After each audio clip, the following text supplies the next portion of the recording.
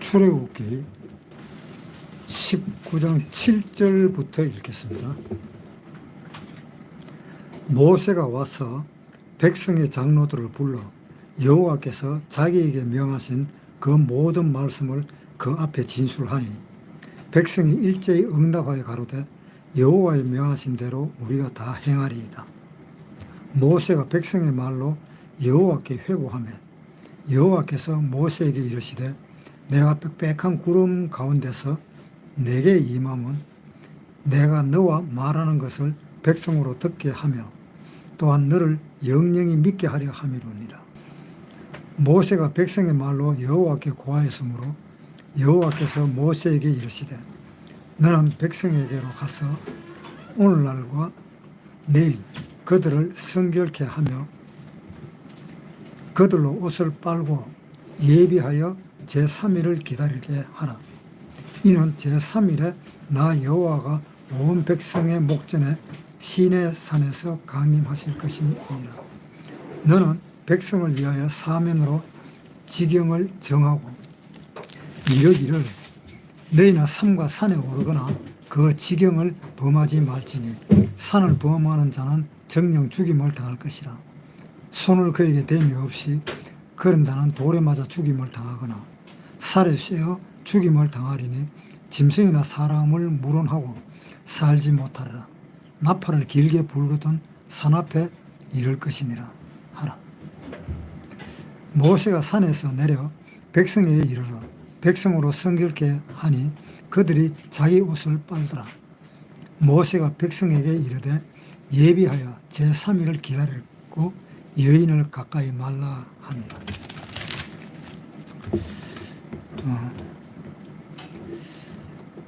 19장 5절 다시 읽겠습니다. 세계가 다 내게 속하였나니 내가 내 말을 잘 듣고 내 언약을 지키면 너희는 결국 열국 중에서 내 소유가 되겠고 너희가 내게 대하여 제사장 나라가 되며 거룩한 백성이 되리라. 너는 이 말을 이스라엘 자손에게 고할지니라. 이 구약을 우리가 읽을 때는요,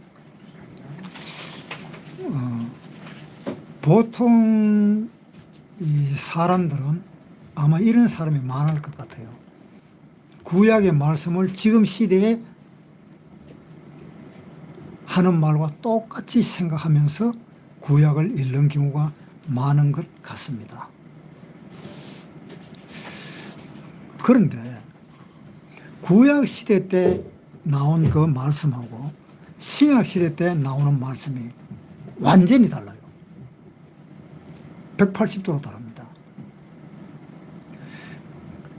그러니까 180도로 다르다 하니까 예를 들어서 구약 시대 때 하락하는 것은 신약 시대 때 하지 마라, 이 말인가? 이렇게도 생각하는 경우가 있습니다. 그런데 어떤 거는 그렇게까지라도 생각할 수가 있고 어떤 거는 그렇게 방향을 반대로 돌려서 생각하는 것이 아니라 약간 변형을 시켜가지고 해석을 하는 경우도 있습니다. 그런데 구약을 가지고 신약 시대에 와서 그대로 적용을 시킨다면 그건 성경을 잘못 보는 겁니다. 구약 시대의 말씀과 신약 시대의 말씀은 엄연히 다르기 때문에. 그래서 우리가 그걸 착각을 하는 경우가 굉장히 많으면서도 또 도대체 그러면 이게 무슨 말인가?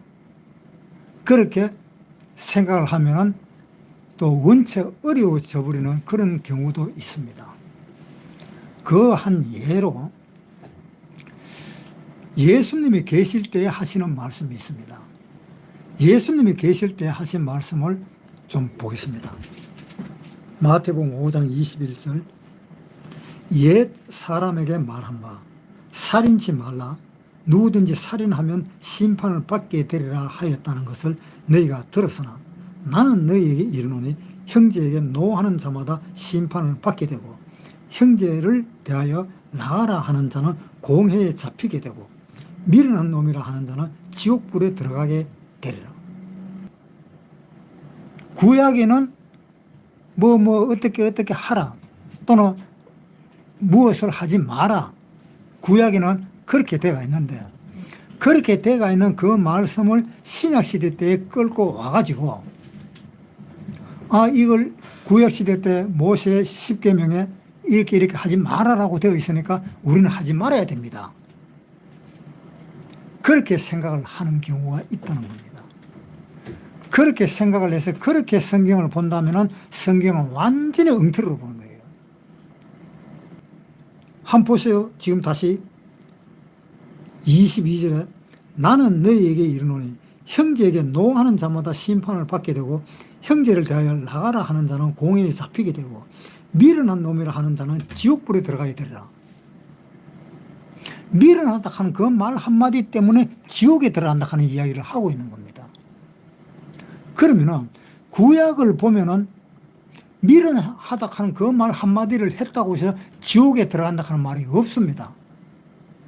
구약에는 그냥 미련한 놈이라 했다면은 거기에 대한 상응하는 어떤 심판이 있을지는 몰라도 지옥에 들어간다 하는 말이 없어요.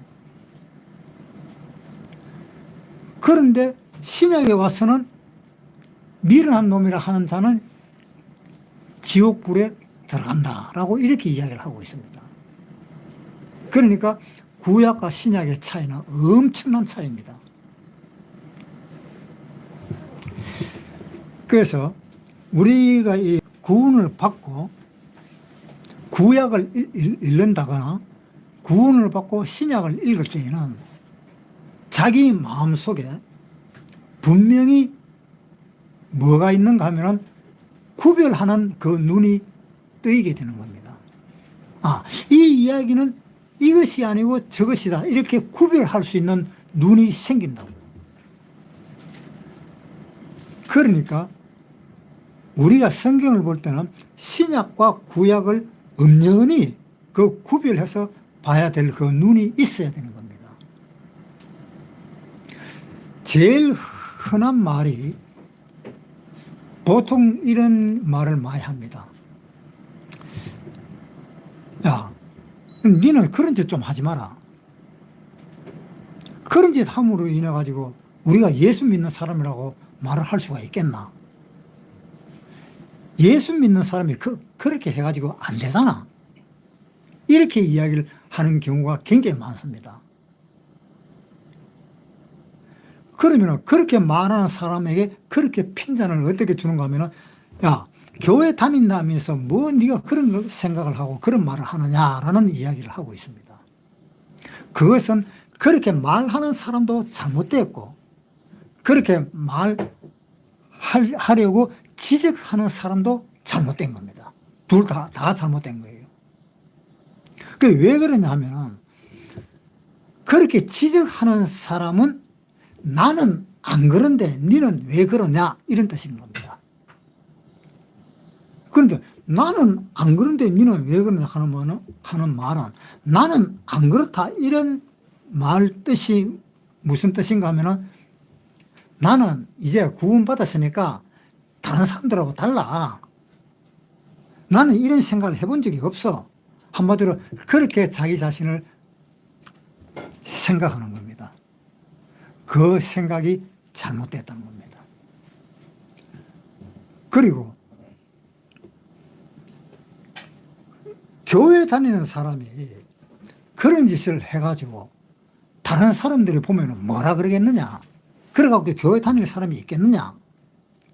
이러한 말을 하는 그 사람이나 핀잔을 주는 그 사람이나 둘 다가 마찬가지입니다. 그 둘 다가 다 한 통속입니다. 그걸 어떻게 알 수 있는가 하면 마태복음 5장에 다시 보겠습니다. 21절부터 옛 사람에게 말한 바 살인치 말라. 누구든지 살인하면 심판을 받게 되리라 하였다는 것을 너희가 들었으나 나는 너희에게 이르노니 형제에게 노하는 자마다 심판을 받게 되고. 전 뭐라 그랬어요? 옛날에 말하기를, 이 옛날이 언젠가 하면은 예수님이 계시지 않았던 그 전 시대, 그러니까 구약시대. 그 구약시대 때에 했는 그 말은 살인하지 말라. 누구든지 살인하면은 심판을 받게 된다라는 이야기를 했다는 겁니다. 예수님이 태어나기 전에는. 그런데 예수님이 태어나시고 난 뒤에는 예수님이 뭐라고 이야기했는가 하면은 옛사람에게 말한 바 살인치 말라. 누구든지 살인하면 심판을 받게 되리라 하였다는 것을 너희가 들었으나 이제는 나는 너희에게 이르노니 형제에게 노하는 자마다 심판을 받는다. 완전히 뜻이 다르잖아요. 옛날에는 뭐라고 이야기했는가 하면은 살인하지 말라. 그러면 심판받는다. 이래 했는데 예수님이 오신 그 신약 시대에는 뭐라고 이야기했는가 하면은 나는 너에게 이르노니 형제에게 노하는 자마다 심판을 받게 되고 형제한테 화만 내어도 심판을 받는다. 구약시대 때는 살인하면은 심판을 받는다 그랬는데 신약시대 때는 화만 내어도 심판받는다. 이거 완전히 다르잖아요. 그러니까 구약과 신약의 차이가 엄청난 차이가 있습니다. 그래서 신약시대 때에 예수님이 이 세상에 오셔서 예수님이 다시 하신 말씀을 한번 보겠습니다. 요한복음 13장 34절. 새 계명을 너희에게 주노니 서로 사랑하라. 내가 너희를 사랑한 것 같이 너희도 서로 사랑하라. 예수님 직접 이렇게 이야기한 겁니다. 마태복음에서는 옛날 사람에게 말한 것이 살인하지 말라. 살인하면 심판을 받게 되리라 하는 말을 너희는 들었으나 옛날에 그렇게 들었지 않느냐. 나는 이제 예수님이 이 세상에 태어나고 난 뒤에 나는 이제 네한테 말한다. 뭐라고? 형제에게 노하는 자마다 심판을 받게 된다. 그러니까 그 심판은 살인하는 사람만 받는 것이 아니라 노하는 화를 내는 그 사람까지도 심판을 받게 된다 하는 이야기를 한 것입니다. 그러니까 너희는 형제들한테 절대로 화를 내지 마라. 그러면서 나중에 뭐라고 이야기했는가만 요한복음 13장 34절에 새 계명을 너희에게 주노니 서로 사랑하라. 새 계명을 너희에게 준다. 새로운 계명을 준다는 겁니다. 새로운 계명을 줄 테니까 서로 사랑하라.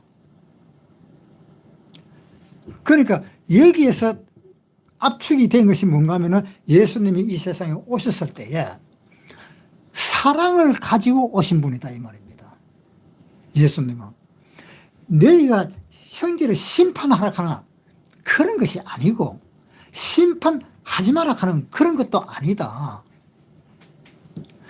물론 심판당하는 것은 구약시대 때는 살인하는 사람은 심판을 당한다 그랬지만 예수님은 살인하는 사람만 심판당하는 것이 아니라 형제한테 화를 내는 사람도 심판을 당한다.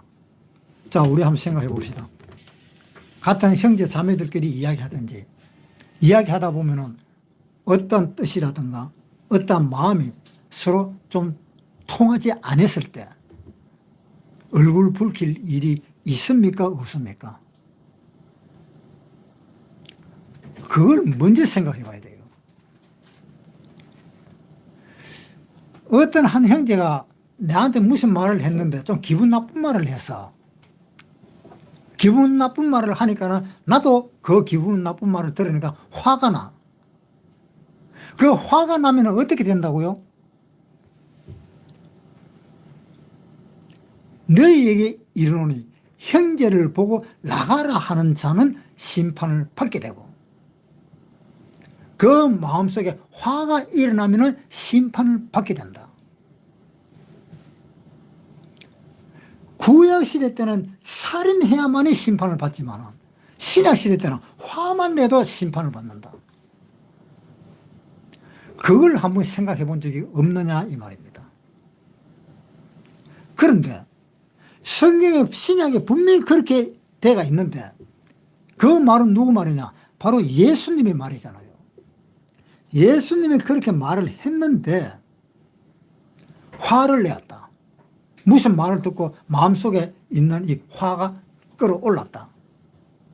그러면 화가 끌어올라 버리면 나는 어떻게 되는 겁니까? 심판의 대상이잖아요.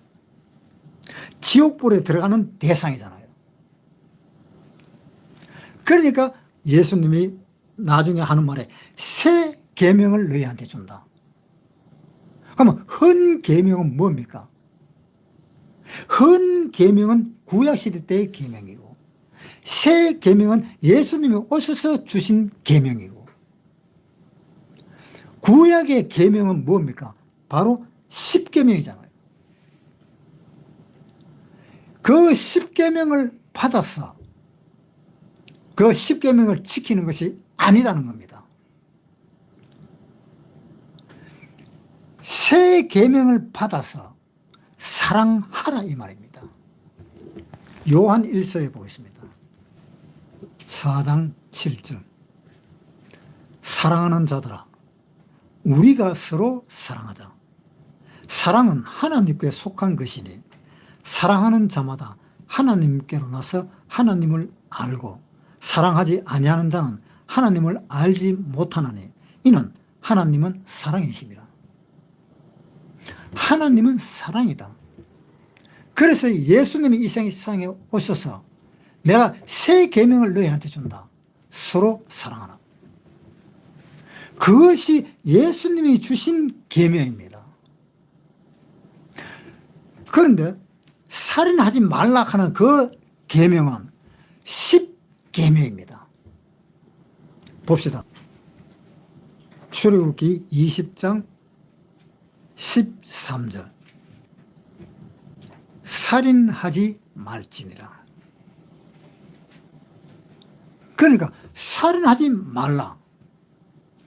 너희가 옛날에 들었다. 옛날에는 살인하지 말라. 살인하면 심판을 받게 되니 살인하지 말라 그랬어요. 그래서 예수님이 오셔서 하는 말이 너희가 옛날에 살인하지 말라 하는 말 들었지? 살인하면 너는 심판받아?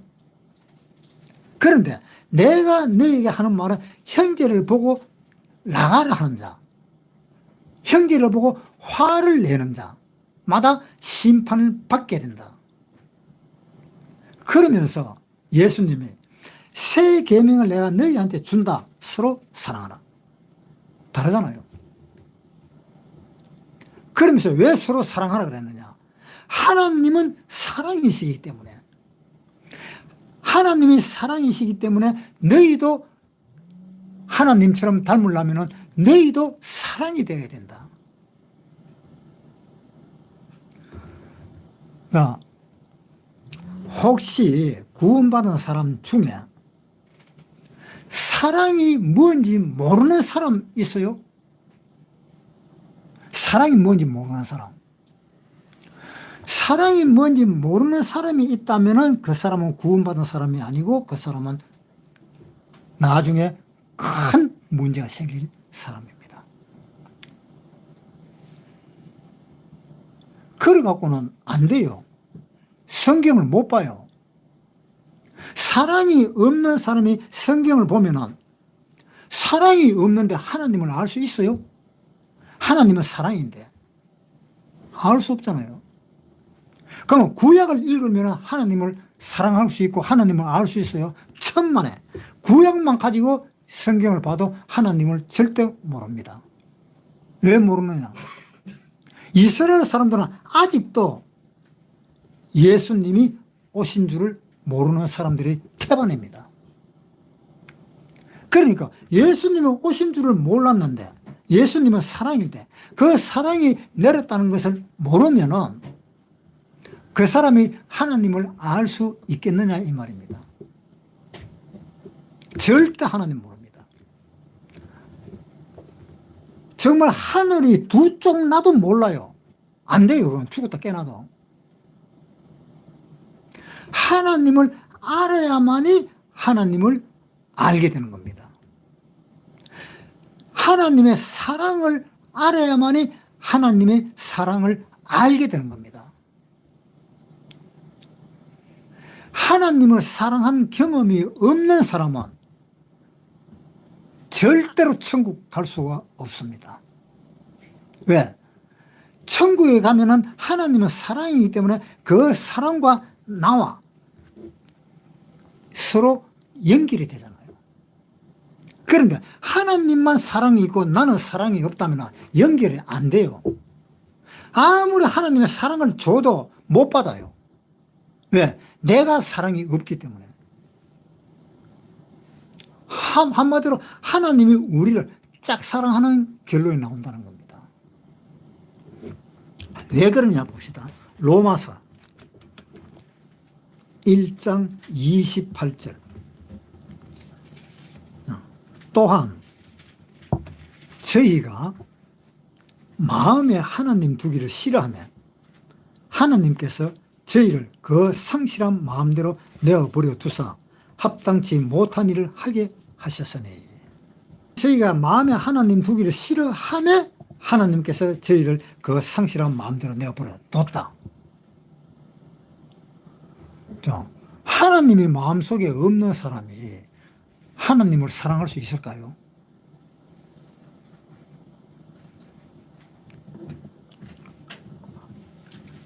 그러니까 그것이 잘못됐는데,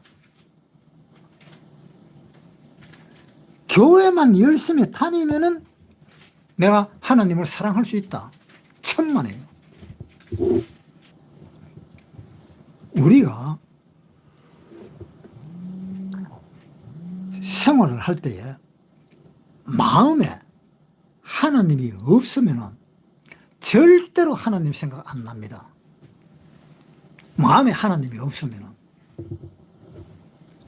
마음에 하나님이 있어야 하나님 생각이 납니다. 한번 봅시다. 다시 1장 28절. 또한 저희가 마음에 하나님 두기를 싫어하며 하나님께서 저희를 그 상실한 마음대로 넣어버려 두사. 저희가 마음에 하나님 두기를 싫어했기 때문에 하나님이 어떻게 했어요? 상실한 마음대로 내어버려 뒀다. 상실한 마음대로, 잃어버린 마음, 그 자녀를 잃어버린 마음대로 내버려 뒀다. 왜? 하나님을 알 수 없기 때문에. 하나님은 마음에 두기를 싫어했기 때문에 그 상실한 마음대로 내어버려 둬가지고 합당치 못한 일을 하게 하셨으니 곧 모든 불의, 추악, 탐욕, 악의가 가득한 자의 시기, 살인, 분쟁, 이러한 죄를 짓도록 하나님이 버려둬버렸다. 그러니까 내가 죄를 짓는다 하는 그 뜻은 내 마음에 하나님이 없다 하는 뜻입니다. 그걸 알아야 돼요. 내 마음에 하나님이 있다면 절대로 죄를 지을 수가 없습니다. 내 마음을 꽉 잡고 계시는 겁니다. 하나님이. 그러니까 내가 무슨 죄를 지으려고 하더라도 아차, 이것이 아니네, 자기 자신이 알게 되는 겁니다. 자기 자신이 알게 되었을 때 아이고 뭐 이 정도 죄 짓는 거는 뭐 괜찮겠지, 이렇게 넘어가서 죄를 짓는 사람들도 있을 거고, 또는 전혀 생각지도 못했는 경우인데 죄를 지었을 경우도 있을 거고. 그런데 그것을 알게 되는 것이 왜 알게 되는가 하면 자기 마음속에 하나님이 계시기 때문에. 우리 마음속에 하나님이 계셨을 때에 하나님하고 내 마음하고 서로 교통이 됩니다. 왜? 하나님은 사랑이시기 때문에 그 하나님은 사랑이신 그 마음이 우리 마음속에도 사랑이 계시기 때문에 우리 마음속에 있는 이 사랑과 하나님과 바로 연결이 되는 겁니다. 그것이 연결되지 않으면 절대로 구원받는 사람들이 아니고 또한 천국에도 절대로 들어가지 못합니다. 거의 하나님과 나와의 관계가 연관이 돼야 돼요. 하나님이 보실 때에 이 죄락하는 것은 어떤 것이 죄인가 하면은 하나님을 마음에 두지 않는 것이 죄입니다. 하나님을 마음에 두지 않으면은 내가 무슨 죄를 짓더라도 담대하게 그렇게 자기 자신이 죄를 짓게 되는 겁니다. 그 사람은 죽었다 깨어나도 천국에 못 들어갑니다. 안 돼요. 그런데 하나님의 사랑을 받았다면 그 사람은 무조건 천국에 들어가는 겁니다. 하나님의 사랑을 받았다면. 여러분 한번 생각해 보세요. 내가 하나님의 사랑을 언제 받았다? 그것이 알 것입니다. 자기 자신이 알 겁니다. 그거 모르는 사람이 있다면 그 사람은 절대로 구원받은 사람이 아닙니다. 그 사람은 절대로 천국을 못 들어갑니다. 요한계시록 2장 4절. 그러나 너를 책망할 것이 있나니 너의 처음 사랑을 버렸느니라. 그러므로 어디서 떨어진 것을 생각하고 회개하여 처음 행위를 가지라. 만일 그러하지 아니하고 회개치 아니하면 내가 내게 임하여 네 촛대를 그 자리에서 옮기리라. 여러분 마음속에 다 첫사랑이 있잖아요. 첫사랑이 없는 사람 있어요? 첫사랑이 없는 사람은 그거 안 됩니다. 그 첫사랑을 받았을 때, 그 첫사랑을 받았을 때 그때서야 내 마음속에 사랑이 들어온 겁니다. 사랑이 들어왔다는 것이 뭔가 하면은 하나님이 들어오신 겁니다. 왜? 하나님은 사랑이시기 때문에. 주 예수 내 맘에 들어와 계신 후 변하여 새 사람 되고, 예수님이 내 마음속에 들어왔을 때 내가 새로운 사람이 됐잖아요. 그 새로운 사람이 되었는데 그 새로운 사람이 되었을 그때에 바로 하나님의 사랑을 알은 겁니다. 첫사랑을 알은 겁니다. 그게 바로 첫사랑입니다. 그래서 하나님은 에베소 교회 사람들한테 이야기했습니다. 너희는 첫사랑을 버렸다. 첫사랑을 버렸다 하는 말이 무슨 이야기인가 하면 왜 하나님을 배반하느냐 이 말입니다. 하나님의 그 말씀을 배반하는 것이 첫사랑을 버린 겁니다. 그러니까 구원받은 사람은 다 첫사랑이 다 있는데 그 첫사랑을 버려버리는 사람이 있어요. 그 사람은 천국 갈까요? 지옥 갈까요? 한번 물어보겠습니다. 천국 가요? 지옥 가요? 첫사랑을 버려버린 사람. 매나 천국 갑니다. 저는 항상 이 신앙생활을 할 때 생각을 합니다. 하나님이 예수님을 보내신 것 같이 예수님이 나를 보내셨다. 이 세상에. 자, 요한복음에 한번 보겠습니다. 20장 21절. 예수께서 또 가라사대 너희에게 평강이 있을지어다. 아버지께서 나를 보내신 것 같이 나도 너희를 보내노라. 뭐라 그랬어요? 하나님이 예수를 이 세상에 보내신 것 같이 예수님도 나도 너희를 이 세상에 보낸다. 자, 우리 구원받은 사람 한 사람 이 각자가 예수님과 같은 똑같은 그 책무를 지고 이 세상에 예수님이 우리를 보내신 겁니다. 이게 보통 일입니까? 자, 그 다음에 22절에 이 말씀을 하시고 저희를 향하사 숨을 내쉬며 가라사대 성령을 받으라. 너희가 네 죄든지 사하면 사해질 것이요 네 죄든지 그대로 두면 그대로 있으리라. 자, 우리한테 어떤 권세가 있습니까? 예수님은 어떤 권세가 있어요? 죄를 사하는 권세가 있었습니다. 그걸 정확하게 이야기한 것이 뭡니까?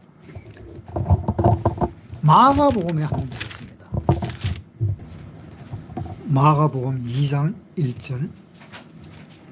수일 후에 예수께서 다시 가버나움에 들어가시니 집에 계신 소문이 들린지라 많은 사람이 모여서 문 앞에라도 용신할 수 없게 되었는데 예수께서 저희에게 도를 말씀하시더니 사람들이 한 중풍병자를 네 사람에게 메워 가지고 예수께로 올세 무리를 인하여 예수께 데려갈 수 없으므로 그 계신 곳에 지붕을 뜯어 구멍을 내고 중풍병자의 누운 상을 달아내리니 예수께서 저희의 믿음을 보시고 중풍병자에게 이르시되 소자야 네 죄사함을 받았느니라.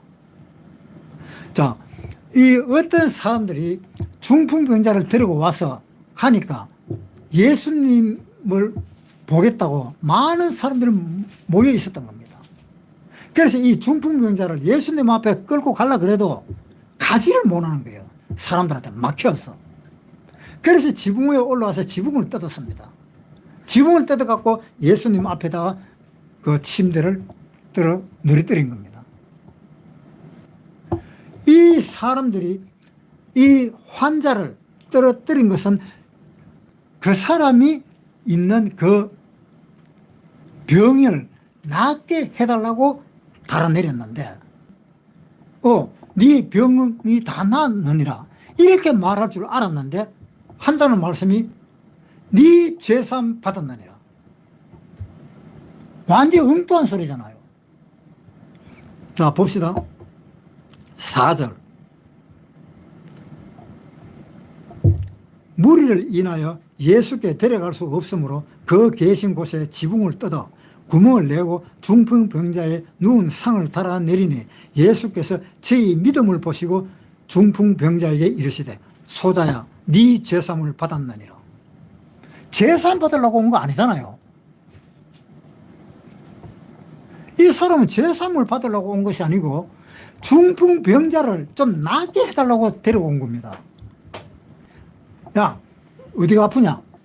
그러면서 네 병이 다 나았느냐 이렇게 말씀을 하실 줄 알았는데 생판 생각지도 못한 그 말씀이 뭐냐? 네 죄사함을 받았느니라 이 이야기를 한 겁니다.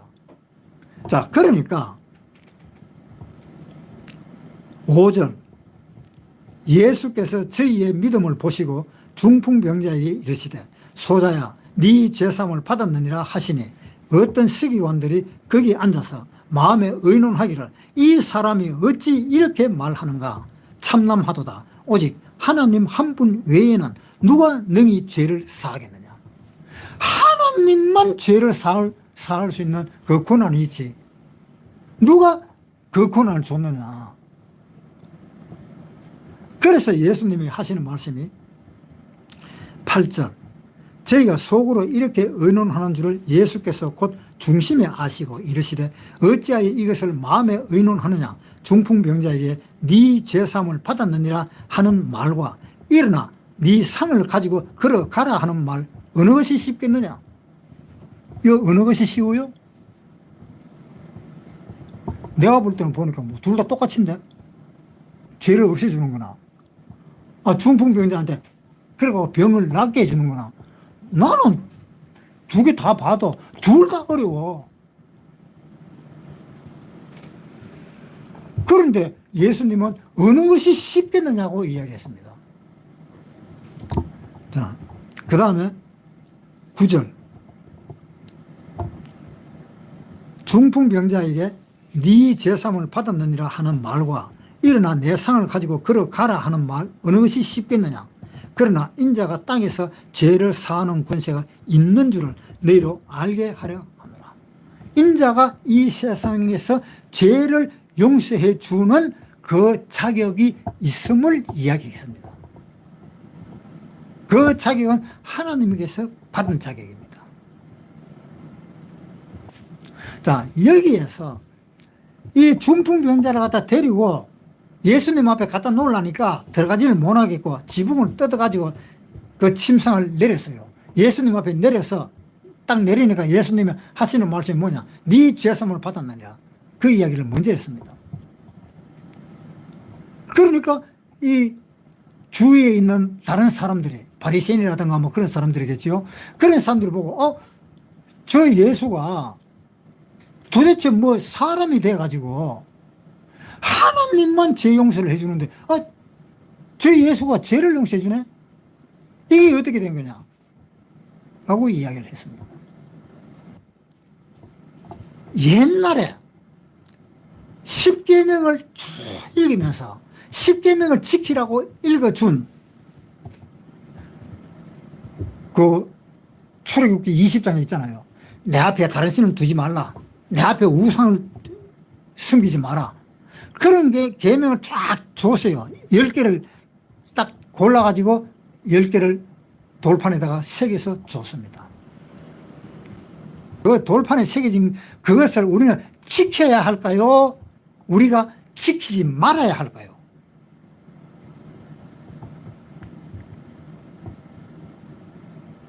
우리가 십계명을 지켜야 될까요? 지키지 말아야 될까요? 십계명은 옛날 계명입니다. 사람을 죽이지 마라. 사람을 죽이는 자는 심판을 당할 것이라 했지만은 우리는 신약시대 때 와서 예수님을 믿고 예수님을 보고 따르는 사람입니다. 그런데 예수님이 어떻게 했어요? 자, 요한복음 20장 다시 보겠습니다. 20장 20절. 이 말씀을 하시고 손과 옆구리를 보이시니 제자들이 주를 보고 기뻐하더라. 예수께서 또 가라사대 너희에게 평강이 있을지어다. 아버지께서 나를 보내신 것 같이 나도 너희를 보내노라. 자, 예수님이 뭐라고 그러세요? 나도 너희를 보낸다. 그러니까 나도 너희를 보낸다 하는 그 너희 중에 지금 우리가 들어가 있습니까? 안 들어가 있습니까? 우리가 들어가 있잖아요. 그렇죠? 예수님이 우리를 보낸다 그래서 우리 이 각자 한 사람 한 사람 전부 다 보낸다고 되어 있습니다. 21절 예수께서 또 가라사대 너희에게 평강이 있을지어다. 아버지께서 나를 보내신 것 같이 나도 너희를 보내노라. 이 말씀을 하시고 저희를 향하사 숨을 내쉬며 가라사대 성령을 받으라. 너희가 네 죄든지 사하면 사하여질 것이요 네 죄든지 그대로 두면 그대로 있으라. 예수님이 우리 보고 뭐라고 이야기했어요? 네가 누구든지 죄를 사하면 그 사람은 다 죄가 용서가 된다. 그러나 그 죄를 사하여 주지 않으면 그 죄는 그대로 있다. 그러면 죄를 용서해 줄 그 자격, 그 권한이 누구한테 있습니까?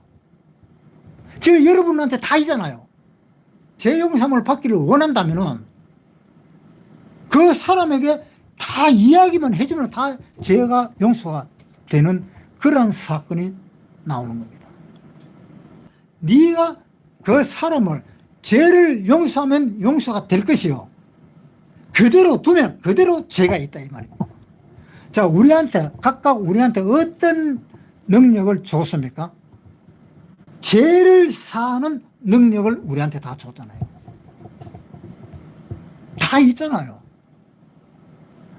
죄를 용서해 줄 능력이 없는 사람 있어요, 지금? 죄를 사는 능력을 못 받았다는 그 사람은 그 구원받은 사람 아니죠. 전부 다 각자가 다 죄를 사하는 권한을 받았습니다.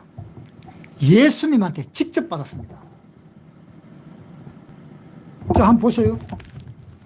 요한 1서 4장 8절. 사랑하지 아니하는 자는 하나님을 알지 못하나니 이는 하나님은 사랑이심이라. 하나님의 사랑을 받지도 못하고 하나님의 사랑을 알지도 못하는 사람이 나는 하나님을 사랑합니다 라고 말하는 사람은 위선자. 위선자잖아요. 자기의 마음속에 하나님을 아는 그 능력도 없으면서 내가 하나님을 사랑합니다 하는 그 말은 그건 완전히 위선자지요. 자기 마음속에 사랑도 없으면서. 이래 생각하면 똑같아요. 어떤 사람이 길 가는데 어떤 여자가 보니까 눈에 마음에 들어. 그래서 그 사람을 좀 만나자 그러니까 만나고 했어. 그러면서 계속 연애를 했어. 연애를 하고 있는 동안에나 이 남자의 마음속에는 뭐가 있습니까? 자기 마음속에 여자가 들어있잖아요. 같이 데이트했던 그 여자가 들어있잖아요. 여자 마음속에도 마찬가지입니다. 뭐가 들어있습니까? 같이 데이트했던 그 남자가 들어있잖아요. 그래서 그 여자는 남자가 좋아하는 그 일을 할 것이고 그 남자는 그 여자가 원하는 그 일을 할 것입니다. 사랑의 표현입니다. 그 자기 마음속에 사랑이 있으니까 사랑을 표하는 겁니다. 나중에 심지어 생명까지도 바쳐버립니다. 그러니까 우리가 그 하나님을 내 마음에 두면은 그 하나님을 위해서 사랑하고자 하는 그 마음에 누구든지 다 들어있다 이 말입니다. 하나님을 진짜로 사랑하는 사람은. 그런데 그 마음이 나는 없는데요 하면은 그 사람은 사랑하는 사람이 아닙니다. 그 사람은 하나님이 마음에 없는 사람입니다. 다 들어있습니다. 다 들어있기 때문에 앉아나 서나 자나 깨나 항상 머릿속에는 하나님만 생각납니다. 안 그래요? 우리가 무슨 일을 할 때마다 하나님 생각 안 납니까? 하나님 생각 안 나면 그 사람은 구원받은 사람 아니야. 하나님의 자녀가 아니다 이 말입니다. 그래서 하나님은 무슨 사랑입니까? 무조건적인 사랑입니다. 하나님은 무조건적인 사랑. 자, 예수님이 십자가에 돌아가셨을 때에 두 강도가 있었습니다. 자, 누가복음 한번 보겠습니다. 23장 39절. 달린 행악자 중 하나는 비방하여 가로되 네가 그리스도가 아니냐 너와 우리를 구원하라 하되 하나는 그 사람을 꾸짖어 가로되 네가 동일한 정죄를 받고서도 하나님을 두려워 아니하느냐 우리는 우리의 행한 일에 상당한 보응을 받는 것이니 이에 당연하거니와 이 사람이 행한 것은 옳지 않은 것이 없느니라 하고 가로되 예수여 당신의 나라에 임하실 때에 나를 생각하소서 하니 예수께서 이르시되 내가 진실로 네게 이르노니 오늘 네가 나와 함께 낙원에 있으리라. 자, 이 강도가 둘이가 있었는데 하나는 예수를 갖다 비방했고 한 사람은 야 니나 내나 똑같이 우리가 죄 짓는 사람인데 왜 아무 죄 없는 예수님을 그렇게 욕을 하느냐 그러면서 그렇게 하지 마라. 그렇게 하면서 예수님한테 부탁을 했습니다. 당신의 나라에 가시거든. 당신의 나라가 어딘지는 모르겠지만 당신의 나라에 가시거든. 나를 기억하소서. 나를 기억을 좀 해주시기를 원합니다. 그러니까 예수님 하는 말에 그 말을 듣고 그래 오늘 밤에 니하고 내하고 낙원에 가 있을 것이다. 이 강도 한 사람은 살고 있는 동안에 뭐를 들었습니까? 아, 내가 죽으면 낙원에 가는구나. 내가 죽으면 천국에 가는구나. 그걸 알고 죽었잖아요. 예수님이 이야기했잖아요. 너는 오늘 저녁에 네가 죽고 나면은 오늘 저녁에 네하고 내하고 같이 낙원이 있다. 그거 알고 죽었잖아요. 이 강도는 알았잖아요. 강도가 죽으면 어디로 간다는 걸 알았잖아요. 아, 내가 죽으면 천국 가는구나. 예수님이 하신 말씀이구나.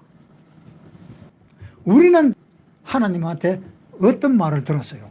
강도와 똑같은 이야기를 듣잖아요. 네가 죽으면은 네가 죽는 그날 즉시 바로 낙원에 갈 것이다.